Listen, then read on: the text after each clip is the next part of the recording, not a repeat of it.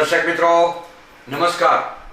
આજે અમે આવ્યા છીએ તરંગ મોટર્સ, એટલે કે કોઈ પણ પ્રકારની આપણે ગાડી લેવી હોય, હુન્ડાઈ છે કે પછી ટાટા છે કે ઇનોવા છે કે પછી અલ્ટિકા છે કે અલ્ટો છે, કોઈ પણ ઇન્ડિયાની ગાડી બહાર પડે કે ભાઈ મારે ગાડી તરંગભાઈ લેવી છે અને ગુજરાતભરમાં રેટ ચેક કરી લેવાનો। ગુજરાતભરમાં ક્યાં?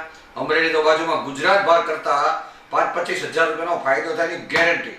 તરંગભાઈનો 16 થી 20 વર્ષનો અનુભવ છે અને હજારો ગ્રાહકો નો એક સંતોષ પામેલા છે કે ભાઈ ગામડાના લોકો હોય કે અમરેલી જિલ્લાના લોકો હોય કે રાજકોટના હોય કે ભાવનગરના હોય કે અમદાવાદના, એક સંપૂર્ણપણે પોતે એક 0 થી લઈ અને 100 સુધીનું ધ્યાન આપેલું છે કે ભાઈ કોઈ પણ પ્રશ્ન હોય। પ્રથમ તો અમારા દર્શક મિત્રોને તરંગભાઈ એમ કે પોતાનો તમારો જે અભ્યાસ આની વિશે તમે ઊંડાણપૂર્વક શરૂઆત ક્યારથી કરી કે ભાઈ મારે ગાડી લોકોને આપી છે, સારો એને સંતોષ આપો છે, તો એ શું છે? હું પેલા 2006 અને 2007માં ફાઇનાન્સની કંપનીમાં નોકરી કરતો।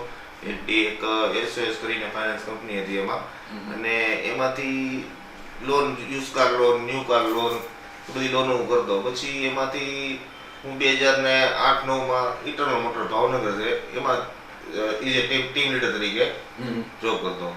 પછી ધીમે ધીમે 2012 ને 10-12 થી પછી મેં મારું પોતાનું ચાલુ કર્યું, 11-12 થી ટૂંકમાં બરોબર મારી ઓફિસ પોતાની ચાલુ કરી। ધીમે ધીમે ચાલુ કરી અને ન્યૂ કાર બહુ સારી મારે મળ્યો ટૂંકમાં, બધી કંપનીના ડિસ્કાઉન્ટ રિસ્પોન્સ સારો મળ્યો। અને પછી જે કસ્ટમર જેમ તેમ બધા મારે નોકરી કરતો, જોબ કરતો એટલે કસ્ટમર બધા હતા અને આપણે કામ જ વ્યવસ્થિત પહેલેથી હતું એટલે સર્ટિફિકેશન આપણે પૂરેપૂરું કસ્ટમરને આપતા। એટલે આ વર્ષોથી ઘણા સમયથી આ જ વસ્તુ ચાલે છે। બિલકુલ।